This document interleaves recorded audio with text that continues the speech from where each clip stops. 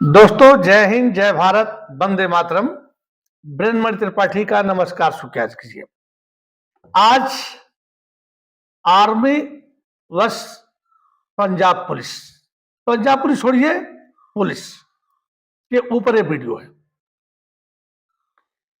अभी 13 मार्च की रात और 13-14 की जो घटना है, 12 बजे बाद 14 हो जाता है। एक दिल्ली से कर्नल साहब पुष्पिंदर सिंह भाट अपने घर को चलते, अपने लड़के के साथ चलते हैं और पटियाला में एक ढाबे के पास चाउमीन लेकर के अपनी कार के बोनट पर रख करके खा रहे होते हैं। और उसी समय पंजाब पुलिस के 4 इंस्पेक्टर और कुछ कांस्टेबल आ जाते हैं। एक गाड़ी को हटाने के लिए विवाद होता है। उसके बाद पंजाब पुलिस के 12 आदमी एक सेना के कर्नल और उसके लड़के को इतनी पिटाई करते हैं कि हाथ टूट जाता है। जानवर भी, ऐसे सांड भी एक आदमी को गिरा करके नहीं मारेगा जैसा इस पुलिस वालों ने उनको मारा है। ये मैं नहीं, ये मैं कई जगह से वीडियो देखा, लोगों से पूछा तो कहते हमको तो पता ही नहीं है, क्योंकि लोकल अखबार तो छापेगा नहीं। वो तो छापेगा किसी का बलात्कार हुआ हो गया है, कोई और घटना हो गई है।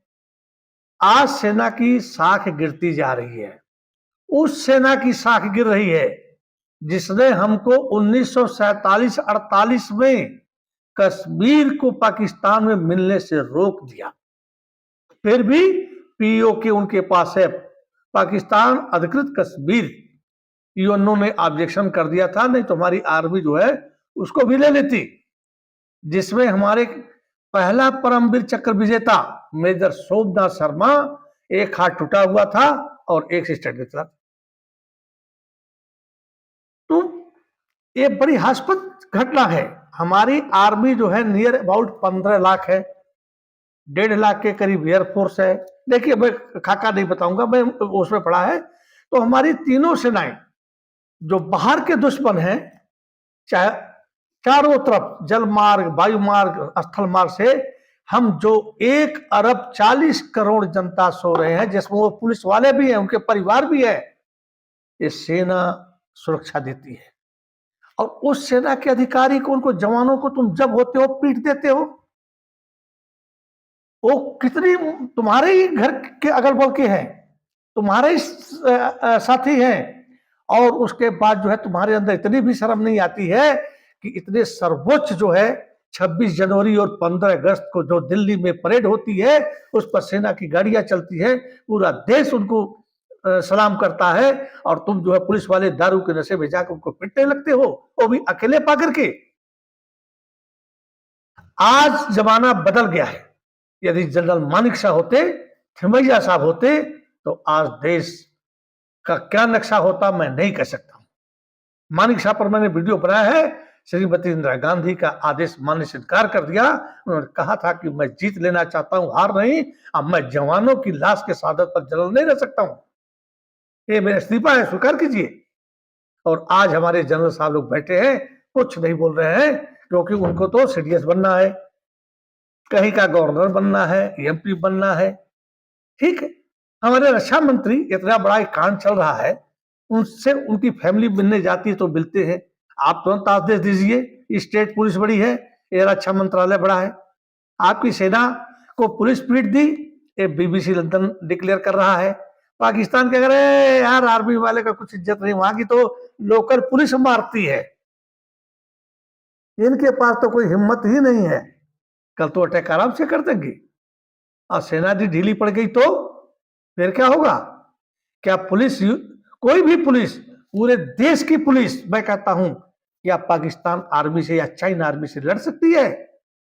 और आप जो अपने विकलांग हो जा रहे हैं, मर जा रहे हैं, हाथ गंवा दे रहे हैं, उनको अकेले पा करके आप मार दे रहे हो, पीट दे रहे हो, बुरी तरह से हाथ तोड़ दे रहे हो, यहां तक मार रहे हो, वो बेहोश हो जा रहे हैं। जानवर भी वैसा नहीं मारेगा, उसके लड़के को मार दे रहे हो।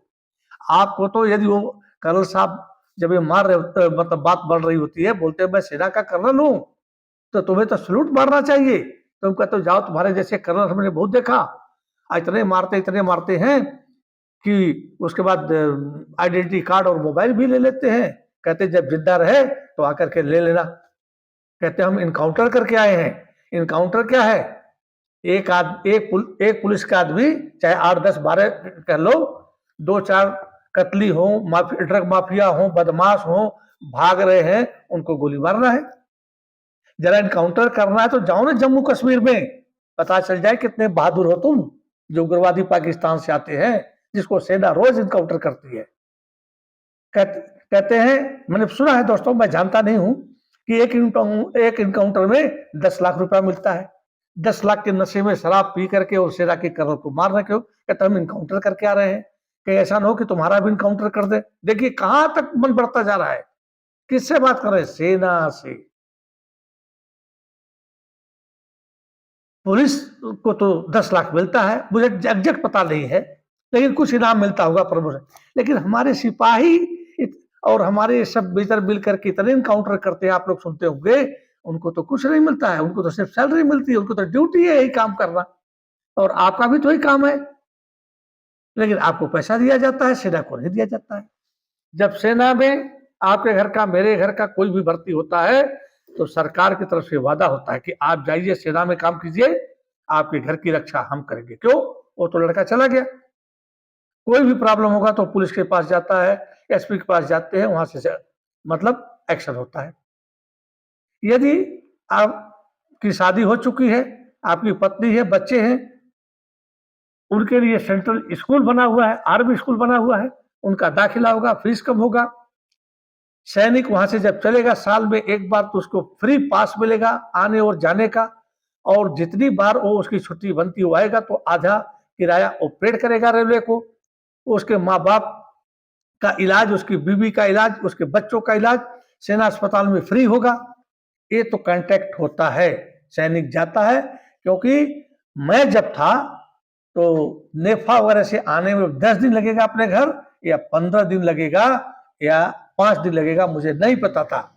एवलांच हो गया, स्लाइडिंग हो गई, पहाड़ टूट करके रोड पर गिर गया, बुलडोजर कितने दिन में साफ करेंगे, और उसके बाद ही हम घर आ सकते हैं। और उसके या हम कारगिल के युद्ध में थे, बर्फ पड़ रही है, हेलीकॉप्टर नहीं आ सकता, जो भी है उसको छोड़े। उसके बाद जो है इतना मारते हैं। फिर वहां पर राजेंद्र हॉस्पिटल है, वहां पर उनका भी इलाज होने में देर हो जाता है। FIR 7 दिन में होती है, वो भी अननोन आदमी के पास। जब उनकी मिसेज गवर्नर से मिलती है तब वो 12 पुलिस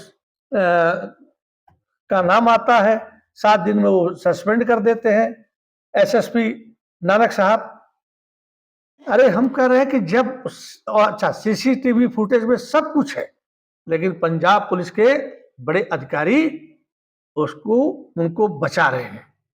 अब मेरा निवेदन है, पूरे भारत के हर राज्य के, मैं DGP, IG, DIG, SSP, SP, DSP, सबसे मैं ये रिक्वेस्ट करता हूं कि जब आपकी सेना का ही, ये आपकी सेना है, ये देश की सेना है, आप देश के पुलिस विभाग में हैं, तो इन नागरिकों की रक्षा करना भी आपका काम है, और सेना का काम आपका भी रक्षा करने का काम है।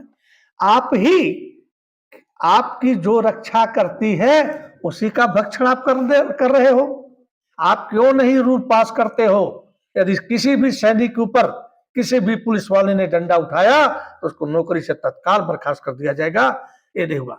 यदि सैनिक कहीं बदतमीजी भी कर रहा है तो उसको आराम से समझा दीजिए, क्योंकि घरों से बहुत दूर रहता है।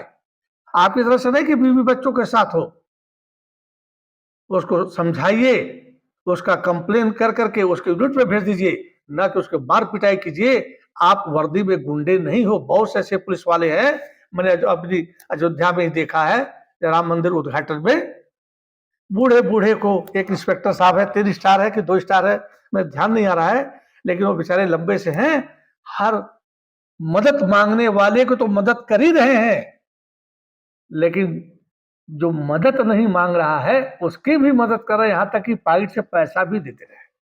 यार ऐसे पुलिस वाले को तो हम सलाम करेंगे ना, उनको नमस्कार तो करेंगे। और आप जो है मार रहे हो। फिर आपके SSP साहब, नानक साहब आपको बचा रहे हैं। उसके बाद वही औरत वो क्या बोलते हैं प्रेस कॉन्फ्रेंस कर रही है, तब जाकर के बात जो है पब्लिक में आ रहा है। उनकी मिसेज का नाम है जसलीम। यदि सेना यदि 1 घंटे की ढील हो दे दे, 1 दिन का भी ढील दे दे, तो क्या भारत हमारा सुरक्षित रहेगा? ये राफेल आए हैं वो किसके लिए? पुलिस वालों के लिए आए हैं। राफेल आए हैं मिलिट्री वालों के लिए। ये बोफोर्स तोप आई है पुलिस वालों के लिए आई है, मिलिट्री वालों के लिए आई है। और आप ही अपने बड़े भाई को मार रहे हो, कितनी शर्म की बात है। हमारे रक्षा मंत्री को क्या आज तक यह सूचना नहीं मिली थी कि कर्नल पिटा गया वर्दीधारी गुंडे के द्वारा? उसकी फैमिली आज मिलकर के आ रही है और कहते हैं कि हम ऐसा करेंगे। अरे आपको तो तुरंत खुद पढ़ना चाहिए था कि सेना के ऊपर भी उठा रहे पुलिस वाले। तुम वो भी सब नहीं कर उठाते हैं, बहुत मिलते हैं। हमने भी ट्रेन में सफर किया है, जगह देते आओ फौजी भाई बैठो, आप हो तो हम हैं। तो नशे में माफी मांग रहे हैं उनकी औरत से कि मुझे माफ कर दीजिए, वो माफ नहीं कर रही है। अरे पहले ही जब वो कह दिए भाई कर्नल साहब हूं, आप उनका मोबाइल छीन लिए, आइडेंटिटी कार्ड ले लिए। किस लिए आइडेंटिटी कार्ड ले लिए भाई? जब कहते हो जिंदा रहोगे तब ना आइडेंटिटी कार्ड आना ले जाना थाने से। इतने बड़े हिटलर हो गए हो, देश आपका है, आपकी एक इंस्पेक्टर हो। नानक साहब बोल रहे हैं कि आर्मी और सेना का बड़ा कोऑपरेशन है, बोल तो रहे हैं, लेकिन क्या असलियत में है? आप एसएसपी हो, उसी समय पर डीआईजी को रिपोर्ट दे करके उनको तुरंत जो है सस्पेंड करके अरेस्ट करके आपको जेल में डालना था, क्योंकि सीसीटीवी फुटेज है, उसकी कोई इंक्वायरी की जरूरत नहीं। कहते हैं मैं 180 महीने में इंक्वायरी हो जाएगी, फिर कहते हैं कि हाईलाइट केस है, मैं 45 दिन में कर दूंगा। अरे जब 45 मिनट में होनी चाहिए, जब उसमें कैमरे में मार रहे हैं, सब कुछ सीसीटीवी फुटेज है, तो उसमें 45 दिन लेने की क्या जरूरत है? तो दोस्तों मैं बात ज्यादा नहीं करूंगा, वीडियो लंबा हो जाएगा। कहने मतलब ये है कि आज हम जो अभी वीडियो बना रहे हैं, आप जो वीडियो देखेंगे, उस मिलिट्री की वजह से ही हम सुरक्षित हैं। नहीं तो हमारी जब भी इस देश में फूट पड़ी है और मिलिट्री थोड़ी सी भी कमजोर पड़ी है, तो 1206 में पृथ्वीराज चौहान तराइन के युद्ध में हारे थे, मोहम्मद गोरी ने जीता था, जयचंद ने मदद की थी, क्योंकि ये पुलिस में जयचंद हैं लोग। यदि आप ऐसा करोगे तो उनका मनोबल तो टूटेगा। दूसरा रह गया, आप इतने ही बहादुर हो, इतने ही बहादुर हो, मैं था उस समय 1984 में जब स्वर्ण मंदिर में पंजाब के कुछ लोगों ने खालिस्तान की मांग की थी कि हमें भारत से अलग होना है, जून में, तो आप पुलिस वाले जब भिंडर वाले गुजरते थे ना, या उनका कोई और शागिर्द गुजरता था, तो डीआईजी साहब भी अपनी गाड़ी मोड़ लेते थे, भिड़ते नहीं थे। और इतने कत्लेआम हुए पंजाब में, इतने कत्लेआम हुए कि आप गूगल पर पढ़ लेना कि क्या हुआ। फिर लास्ट में किसके पास हाथ पैर जोड़े? पुलिस कहां थी उस समय? लूटने के लिए हो, बचाने के लिए नहीं हो। स्वर्ण मंदिर में आप क्यों नहीं कार्रवाई किए? क्यों सेना को लाना पड़ा? जनरल बरार साहब वहां के वो थे, डायरेक्टर थे स्वर्ण मंदिर के, और lieutenant general Ranjit Singh governor Pandey के सलाहकार थे। और पूरा ऑपरेशन 4-5 दिन तक चला और एक एक को चुन करके मार दिया गया, जिस पर कि मैंने एक वीडियो बनाया है स्वर्ण मंदिर पर, उसको देखिएगा।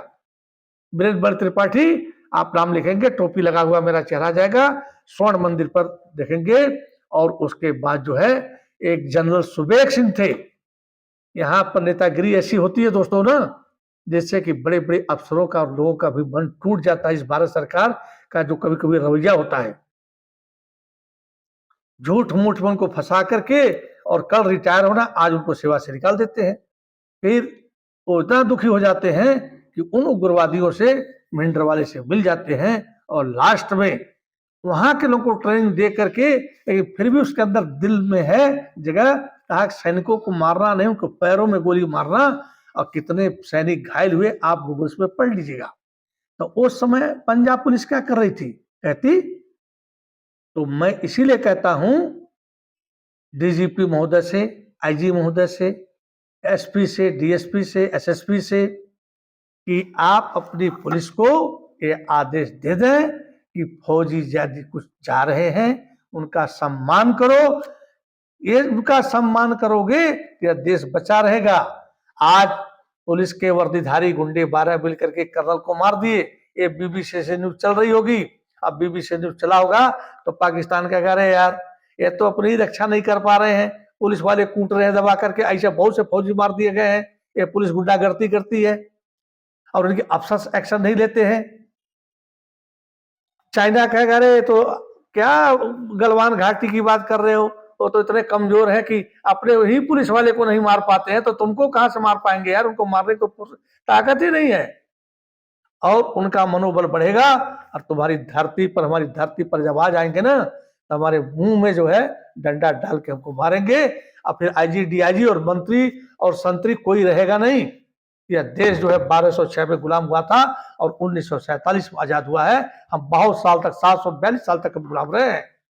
जागो पुलिस वालों, जागो, कभी भी सेना का अपमान नहीं करना। सेना तुम्हें थप्पड़ मारने नहीं आ रही है, तुम मारते हो सेना को थप्पड़, तो तुम वर्दीधारी गुंडे हो, तुम्हें बचाने वाले एसपी, एसएसपी, डीएसपी लगे हुए हैं। और मैं सारे मुख्यमंत्री से भी हाथ जोड़कर कहता हूं कि सर, यदि सेना का मनोबल डाउन हो गया तो आपकी भी मुख्यमंत्री और प्रधानमंत्री और राष्ट्रपति का भी पद खत्म हो जाएगा।